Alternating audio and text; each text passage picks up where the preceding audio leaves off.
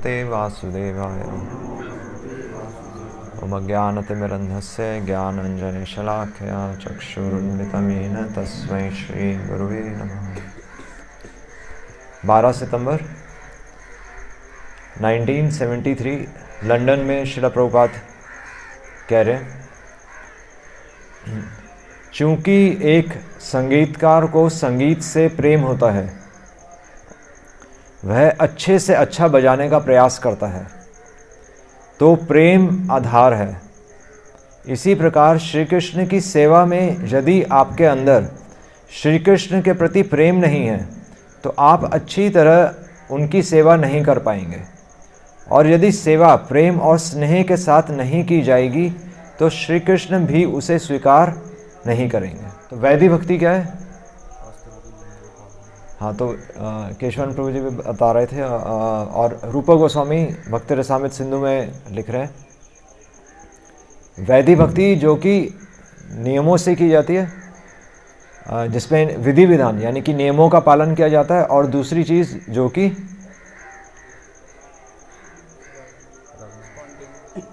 नहीं, वैधि भक्ति का ही, वैधि भक्ति का दूसरा हाँ इससे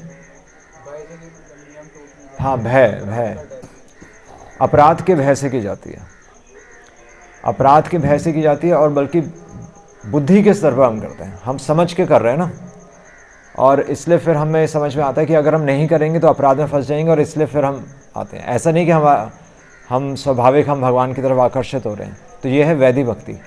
और दूसरी है रागानुगा भक्ति।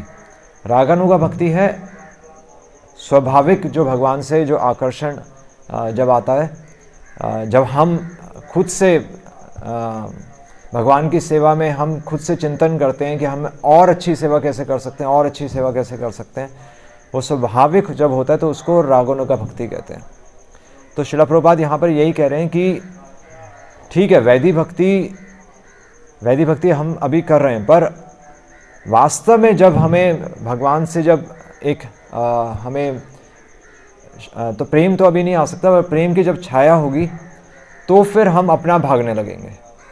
और तब हमें, जब हम बीमार भी होते हैं, तब भी हमें बीमारी का भी, मतलब हम बीमारी को भी कंसिडर नहीं करते। जैसे घर में अगर तो माँ बीमार भी होती है, तब भी घर में किसी को भी पता नहीं चलता, वो सारे काम करेगी, फिर भी सारे काम करेगी। तो वो कैसे हो रहा है? वो वहाँ पर प्रेम से ही हो रहा है। इसी प्रकार श्रील प्रभुपाद यहाँ पर एग्जाम्पल दे रहे हैं, संगीतकार भी एक अच्छा संगीत तभी निकाल सकता है जब उसको अपने संगीत से प्रेम है। हमारा भी बस वही प्रोसेस है कि हम तो यहाँ पर इसलिए रागानुगा मार्ग में तो कृष्णदास कविराज गोस्वामी चैतन्य चरितामृत में भी कह रहे हैं कि वैधि भक्ति मंद गति, वैधि भक्ति मंद गति, रागानुगा तीव्र अति। तो वैधि भक्ति जो है उसकी गति स्लो है, हमें धक्का लगाना पड़ता है ना फोन करके कि आ जाओ, ये आ जाओ। तो वैधि भक्ति मंद गति, रागानुगा तीव्र अति। और वास्तव में अगर हमारी स्पीड बनेगी तो रागानुगा से बनेगी। तो ये एक एस्पेक्ट है। पर तो हम एक तरफ तो कहते हैं कि भगवान के प्रति हम जब हम रागानुगा भक्ति आएगी तो हम स्वाभाविक भागेंगे और भगवान से आकर्षण होगा। तो दूसरी तरफ दूसरा पहलू ये भी है कि कई भक्त सोचते हैं कि हमें भगवान से स्वतः आकर्षण हो रहा है, और मतलब भगवान कई बार भक्तों के सपने में भी ऐसा भक्त कहते हैं कि हमारे सपने में आए, तो वो क्या, वो रागानुगा भक्ति है। या फिर कई बार हमें नज़र आता है कि वो तो बहुत सेवा कर रहे हैं। और श्रील प्रभुपाद भी उदाहरण दे रहे हैं नेक्टर ऑफ डिवोशन में, भक्ति रसामृत सिंधु में, कि जब हम मंगल आरती में भगवान का श्रृंगार करने का बहुत मन करता है। जब एक पुजारी को ऐसा महसूस होता है कि मैं रोज़ भगवान का नया नया श्रृंगार करूं, तो वो रागानुगा भक्ति का उदाहरण दे रहे हैं श्रील प्रभुपाद। तो अगर कोई भगवान का बहुत सुंदर श्रृंगार कर रहा है और रोज़ रोज़ श्रृंगार कर रहा है, तो क्या वो रागानुगा भक्ति है? ये प्रश्न भी है। तो रागानुगा भक्ति क्या है और वैधि भक्ति क्या है? और हमें जाना तो है रागानुगा भक्ति में, ये तो स्पष्ट है, पर उसका अलग अलग प्रोसेसेस हैं।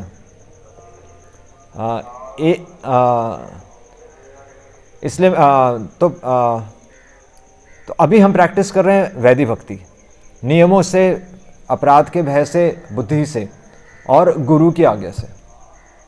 और पांचवी चीज़ भी है कि हम प्रश्न नहीं कर सकते ये भी एक चीज़ है। प्रभुपाद लिख रहे हैं नेक्टर ऑफ डिवोशन में कि एक जो डिसाइपल होता है वो गुरु को प्रश्न नहीं कर सकता। मतलब जो चीज़ नियम है, जो शास्त्रों में ही लिखा है, तो उसको हम क्वेश्चन नहीं करते। वो तो नियम है, उस पर क्वेश्चन नहीं कर सकते। हाँ, वैसे संशय हो तो संशय का निवारण कर सकते हैं, पर वैसे हम अथॉरिटी को वैसे क्वेश्चन नहीं करते। तो ये वैदिक भक्ति, मतलब अगर हम किसी को सरेंडर नहीं करेंगे तो कभी सीख नहीं पाएंगे। तो ये भी एक हिस्सा है। अब वैदिक भक्ति प्रैक्टिस एक रास्ता ये है कि वैदिक भक्ति हम प्रैक्टिस कर रहे हैं, और तो जब हम एडवांस कर जाएंगे तो हम उस गुरु को अस्वीकार करके एक नए गुरु को एक्सेप्ट करेंगे जो कि रागानुगा के पथ पर है। ये राधा कुंड पे बाबा जी कई बार, मतलब इस्कॉन में भी कई डिवोटीज इस्कॉन छोड़कर राधा कुंड के बाबा जी इसके पास चले जाते हैं, क्योंकि वहाँ पर वो रागानुगा भक्ति प्रैक्टिस करते हैं। वो प्रैक्टिस ही करते हैं कि हमें भगवान से आकर्षण हो रहा है, तो वो भी गलत है। और हमारे इसमें यूजुअली कहा जाता है कि जो गौड़ीय वैष्णव संप्रदाय में कहा जाता है कि आप वैदिक भक्ति प्रैक्टिस करो और करते करते स्वतः भगवान से आकर्षण आ जाएगा। तो वो एक सही मार्ग है कि हमें भगवान से स्वतः आकर्षण आना चाहिए। और इसमें भी एक्चुअली गौड़ीय वैष्णव संप्रदाय में इसमें भी और बारीक जो हमारी अंडरस्टैंडिंग है वो ये है कि रूप रघुनाथ पदे होइबे आकुति।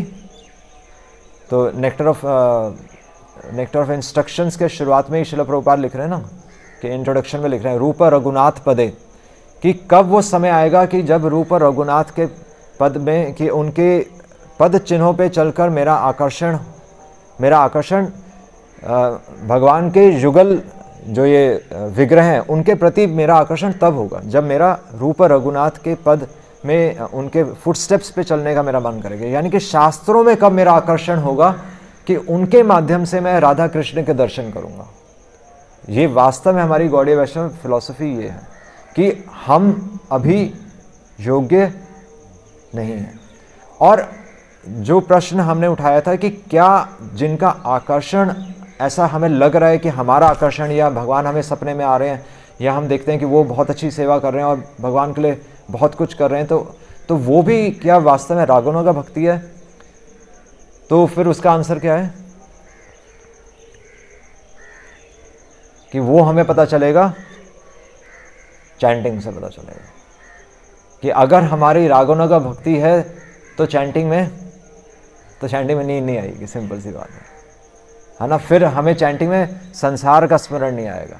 फिर क्या होगा कि हमारा 16 माला के बाद हमारी चैंटिंग शुरू होगी, मतलब चैंटिंग करने का मन और करेगा।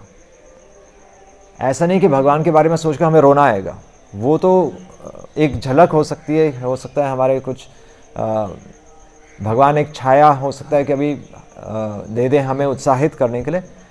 रोना आना कोई बड़ी बात नहीं है, पर भगवान का नाम लेने का ज़्यादा मन कर रहा है कि नहीं कर रहा, और भगवान का नाम लेने में हम तमोगुण में जा रहे हैं, रजोगुण में जा रहे हैं, या सतोगुण में जा रहे हैं। अगर चैंटिंग करते करते नींद आ रही है, हम फिसल गए, तो वो यानी कि भगवान का नाम तो हमने शुरू किया था पर हम चले गए तमोगुण में, यानी कि हम स्लिप कर गए अपनी ओरिजिनल पोजीशन में। जैसे मूवी देखते हुए क्या होता है, मूवी देखते हुए नींद आती है? कभी किसी को आई है मूवी देखते हुए नींद? नहीं आई ना, क्योंकि हमारा रजोगुण है और सामने रजोगुण है, तो मैच कर गया, हम कभी नहीं सोएंगे। पर क्योंकि हम अभी हमारा प्रधानतः अभी हम तमोगुण में हैं और थोड़ा रजोगुण है, थोड़ा सतोगुण भी है, तो इसलिए चैंटिंग करते करते नींद आ जाती है, क्योंकि अभी वो स्वाभाविक नहीं है। और सतोगुण है कि चैंटिंग करने में आपको बहुत अच्छा लग रहा है और आपको अनुभव आ रहे हैं, है ना, वो एक अच्छा हमारा जो फीलिंग है तो वो होनी चाहिए। तो हमारा लक्ष्य है कि हम रागुनुगा भक्ति में प्रवेश करें। हमें पता है कि गोपे भर्तु पद कमले और दासनु दासनु दास, तो ना हम गोपियों को इमिटेट करते हैं, और बल्कि उद्धव जी तो क्या कह रहे हैं, उद्धव जी भी ये नहीं कह रहे कि मैं गोपी बनूं। उद्धव जी कह रहे हैं कि मैं गोलोक धाम में तो वहाँ पर गुलमलता बनूं, यानी कि एक घास बनूं और उस घास पे गोपियों के चरण पड़ें। इसलिए जो लोग गोपी बनकर घूमते हैं वो क्या है, वो साहिज्य है। वो भगवान को बहुत ही सहज ले लेते हैं कि मुझे भगवान प्राप्त हो गए और मेरा तो उनमें राग लग गया। उद्धव जी कह रहे हैं कि मैं कब गोपियों के चरणों का स्पर्श करूं। और भीष्म पितामह क्या कह रहे हैं, जो महाजन है, जो हम कल डिस्कस कर रहे थे, जो टीचर है, जो भक्ति के आचार्य हैं, भीष्म पितामह कह रहे हैं कि शरीर भाजा, कि मैं तो अपने शरीर के बारे में सोचता रह गया। वो भी भगवान की प्रेस कर रहे हैं, वो भी भगवान का गुणगान कर रहे हैं, पर भगवान के गुणगान करने के साथ साथ वो ये कह रहे हैं कि मेरा ध्यान तो अपने शरीर में ही रह गया। तो हमारी जो गौड़ीय वैष्णव जो शिक्षा ये है कि रूप रघुनाथ पदे होए वे आकुति, कब हमारा आकर्षण रूप रघुनाथ के पद यानी कि उनके द्वारा जो शास्त्र दिए गए हैं, भगवत गीता, श्रीमद् भागवतम, भक्ति रसामृत सिंधु, जब ऐसे शास्त्रों के माध्यम से हम भगवान को जानने का प्रयास और करेंगे और हमें मन करेगा कि भगवान कौन है मैं जानूं, और ये हमें पता चलेगा कि अभी हमारा भगवान में आकर्षण नहीं है, तो वो वास्तविक हमारी पोजीशन है जिस पे हमें मेडिटेट करना चाहिए, जिस पे हमें ध्यान लगाना चाहिए। और ऐसी इच्छा रखते हुए फिर हमें भगवान की सेवा करनी चाहिए। इसलिए हमारा फोकस हमेशा भगवान के चरणों में रहता है ना। लक्ष्मी जी का भी, हालांकि श्रील प्रभुपाद लिखते हैं कि लक्ष्मी जी भगवान के वक्ष स्थल पर रहती हैं, वो भगवान के चेस्ट पे हैं रहती हैं, पर उनका ध्यान हमेशा भगवान के चरणों में रहता है। तो इसलिए तो हम साधना भक्ति यानी कि वैदिक भक्ति करते करते भगवान की तरफ से एक गिफ्ट आता है कि जब हमारा स्वतः भगवान में आकर्षण जागेगा, और वो उसकी सीढ़ी है आचार्यों के माध्यम से, शास्त्रों के माध्यम से।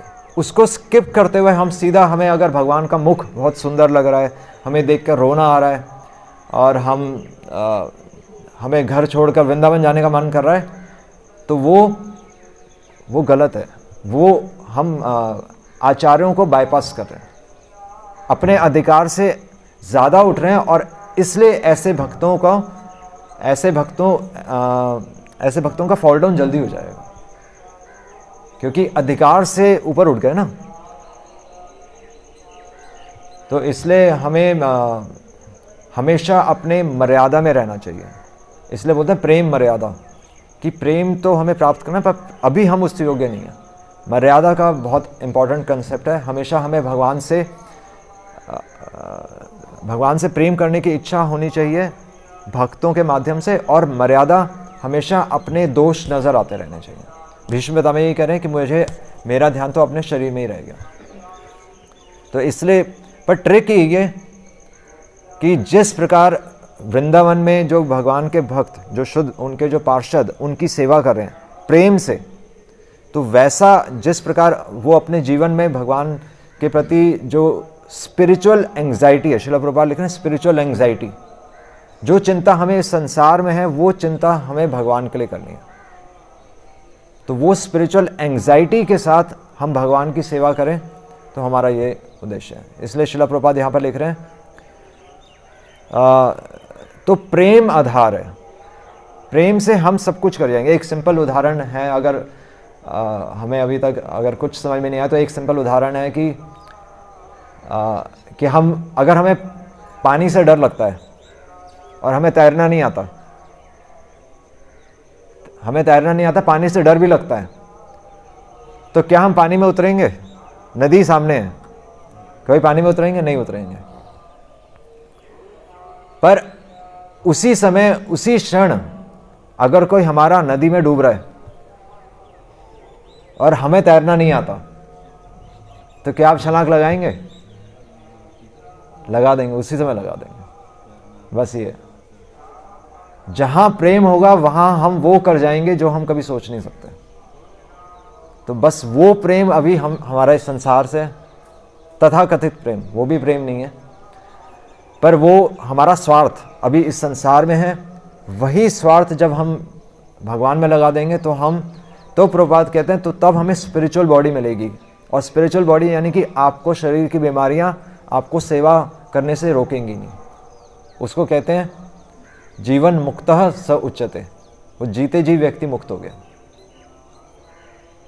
कोई परेशानी, कोई बीमारी हमें रोक नहीं पाएगी भगवान की सेवा करने से। सिंपल। हरे कृष्ण। श्रील प्रभुपाद की जय। कोई प्रश्न किसी? हरे कृष्ण।